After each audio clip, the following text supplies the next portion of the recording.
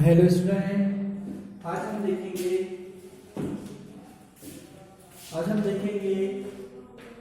वन्य जीव और उपनिवेशवाद, है ना। हम पढ़ रहे थे वन्य जीव और उपनिवेशवाद, उसका पार्ट 2 पढ़ाएंगे हमने। इसके पार्ट फर्स्ट में हमने कुछ बातें बता दी थी कि वन्य जीव क्या होता है, उपनिवेशवाद क्या कहलाएगा। इस टॉपिक में हम पढ़ेंगे कि बस्तर के लोग कैसे थे, उनका जीवन यापन कैसा होता था और वहां पर कौन कौन सी जनजातियां निवास करती थी। ठीक है। दूसरा पढ़ेंगे जावा। ठीक है। जावा एक द्वीप है। क्या है? जावा एक द्वीप है जो इंडोनेशिया महाद्वीप का हिस्सा है। ठीक है। इंडोनेशिया एक महाद्वीप है। इस महाद्वीप के अंतर्गत बहुत से द्वीप आते हैं जिसमें जावा एक द्वीप प्रमुख है ना।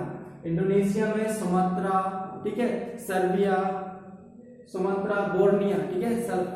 जावा इंडोनेशिया द्वीप के अंतर्गत सुमात्रा, ठीक है, और बोर्निया तथा जावा 3 द्वीप आते हैं जो इम्पोर्टेंट है इंडोनेशिया द्वीप के अंतर्गत। लेकिन अपन को पढ़ना किसके बारे में है? जावा के बारे में, है ना। ये जावा जो द्वीप है वो किस महाद्वीप का हिस्सा है? इंडोनेशिया महाद्वीप का एक हिस्सा है। इंडोनेशिया को एक महाद्वीप इसलिए बोला जाता है क्योंकि इसके अंतर्गत बहुत से द्वीप आते हैं ना। इंडोनेशिया महाद्वीप बोलते हैं इसको। और द्वीप क्या कहलाते हैं?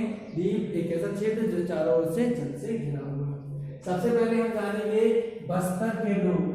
तो बस्तर एक क्षेत्र है। ये बस्तर कहाँ का क्षेत्र है?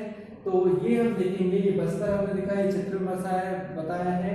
तो बस्तर जो है छत्तीसगढ़ यहाँ है और ये मध्य प्रदेश हमारा यहाँ है ना। मध्य प्रदेश के जस्ट पूर्व में छत्तीसगढ़ है और पूर्व के जस्ट नीचे, ठीक है, मतलब छत्तीसगढ़ के दक्षिण में बस्तर, छत्तीसगढ़, उड़ीसा और आंध्र प्रदेश के मध्य में क्या है? बस्तर का एक क्षेत्र है। ठीक है। ये कहाँ पर है? छत्तीसगढ़। छत्तीसगढ़ एक ऐसा क्षेत्र है जहां पर क्या होता है? वन जो है अधिक पाए जाते हैं। ठीक है।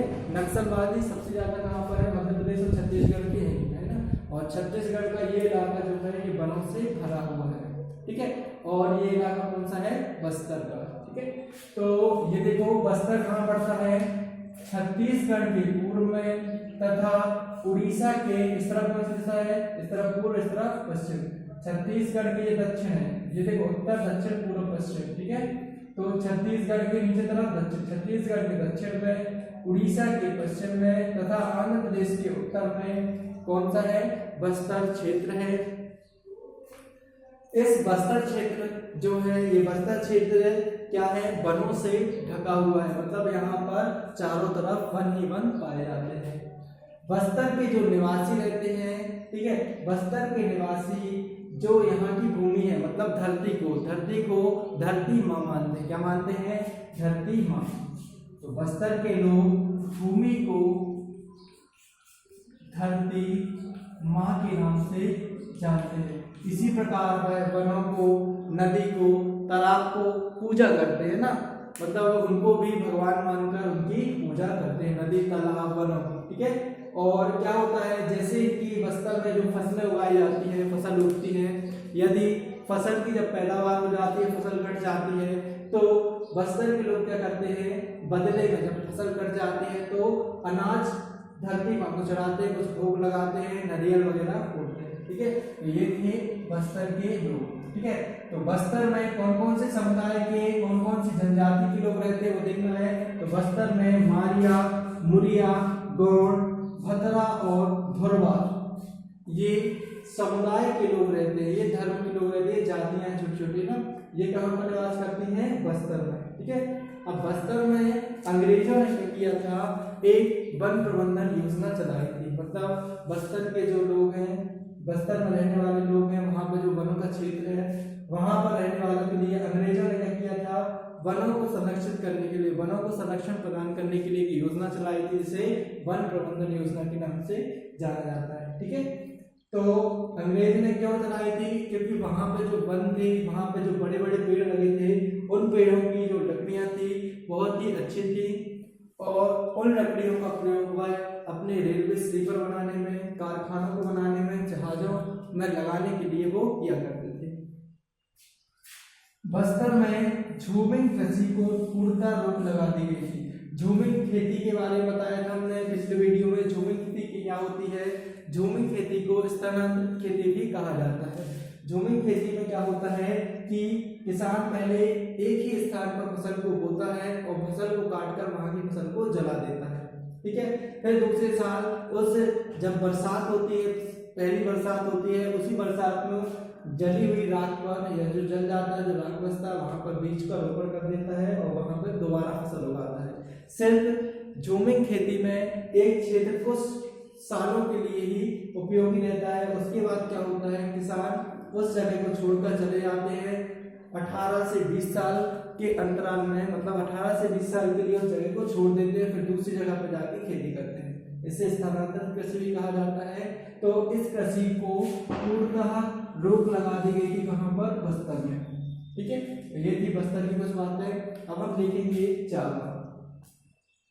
जावा एक महाद्वीप है, जावा एक द्वीप है जो इंडोनेशिया महाद्वीप का क्या है, हिस्सा है, ठीक है। जावा की आबादी मतलब जावा में रहने वाले लोगों की संख्या लगभग कितनी है, 34 लाख है। 34 लाख लोग कहां पर निवास करते हैं, जावा द्वीप पर। जावा द्वीप में प्रमुख समुदाय जो था वह था कलांग समुदाय। कौन सा समुदाय था, कलांग समुदाय। जैसे यहाँ पे कौन कौन सी जातियां थी, मारिया, मुंडिया, गौड़, खतरा और भरवा। यहाँ पे कौन सा समुदाय निवास कर रहा है, कलांग। यहाँ पे ये सारे समुदाय निवास कर रहे थे, ठीक है। इसके साथ साथ जावा में कुछ घुमंतु चरवाही भी निवास करते थे। घुमंतु चरवाही मतलब क्या कहलाते हैं, जो गाय बकरी भेड़ों को क्या करते हैं, एक स्थान से दूसरे स्थान तक क्या करते हैं, चराते फिरते हैं ना। एक स्थान पर रहते हैं, फिर वो आगे चले गए, वहां दूसरे स्थान पर रहते हैं ना, ये घूमते फिरते रहते हैं, उनको कहा जाता है घुमंतु लोग या घुमंतु चरवाहे। चरवाहे इसलिए जुड़ा है क्योंकि ये लोग जो घूमने वाले लोग हैं वो भेड़ बकरियों, ठीक है, तो क्या करते रहते थे, चराते रहते थे। यहाँ पर क्या किया था, यहाँ पर वन प्रबंधन का कार्य किसने किया था, अंग्रेजों ने, ठीक है। समानता पूछी जाती है, बस्तर के लोग और जावा के लकड़हारों के बीच क्या है, समानता बताइए। तो यहाँ पे किसने वन प्रबंधन नीति लागू की थी, अंग्रेजों ने। और यहाँ पर किसने क्या की थी, डचों ने। डचों के द्वारा, ठीक है, डचों ने क्या किया था, अपनी कंपनी की विस्तार की, उन्हें लकड़ियों की जरूरत पड़ी, तो डचों ने जो जावा द्वीप था वहां की लकड़ियां काफी अच्छी थी, उन्नत किस्म की थी, इसलिए डचों ने क्या किया, जावा जो महाद्वीप, जावा जो द्वीप था वहां पर क्या किया, वन प्रबंधन नीति को लागू किया, वहां के वृक्षों का संरक्षण किया और उन्हें अपने उपयोग में लिया, ठीक है। यहाँ पे क्या हुआ था, सबसे पहले जब ये प्रबंधन नीति लाई गई उसमें झूमिंग कृषि को क्या कर दिया गया, खत्म कर दिया गया। मतलब जो यहाँ के जो लोग थे, ठीक है, जो लोग निवास करते थे, तो उस समय तो वहाँ पे इतना कुछ पता नहीं था कि यहाँ झूमिंग खेती करेंगे तो हमें नुकसान होगा, है ना। लेकिन जब अंग्रेजों ने वन प्रबंधन नीति लागू की, उन्हें पता किया कि झूमिंग खेती से क्या होता है, वृक्षों को नुकसान होता है, ठीक है। यदि हम यहाँ पे पेड़ को बोएंगे, कोई भी है जैसे सागवान या शीशम का पेड़ को बोए, तो ये 18 से 20 साल तक ही रहेगा। फिर ये आएंगे कौन, बस्तर के लोग आएंगे या आदिवासी लोग आएंगे, फिर इसे काट के फिर चले जाएंगे, ठीक है, यहाँ खेती करेंगे। इसलिए उन्होंने क्या किया, झूमिंग खेती को पूर्णतः क्या कर दिया, अवैध घोषित कर दिया। इसी प्रकार जब डचों ने वन प्रबंधन नीति लागू की, तो वनों प्रबंधन नीति लागू करने के पश्चात डचों ने भी जावा द्वीप पर झूमिंग कृषि को क्या कर दिया, निषेध कर दिया। मतलब कि अब यहाँ पे किसी प्रकार की कोई खेती नहीं की जाएगी, है ना। झूमिंग खेती को पूर्णतः खत्म कर दिया गया। तो इस प्रकार दोनों में समानता है, बस्तर के लोग और जावा के लकड़हारों के बीच। ये क्वेश्चन आता है, हमने आपको समझा दिया, ठीक है। अब आपको इस अध्याय के एक बार पढ़ना है और देखना है कि कौन कौन से क्वेश्चन आपके रह गए हैं ना। लगभग हमने दोनों क्वेश्चन आपको समझा दिया है, यही दोनों इंपॉर्टेंट हैं, ठीक है। अब अगला टॉपिक अपन नेक्स्ट वीडियो में देखेंगे, ओके।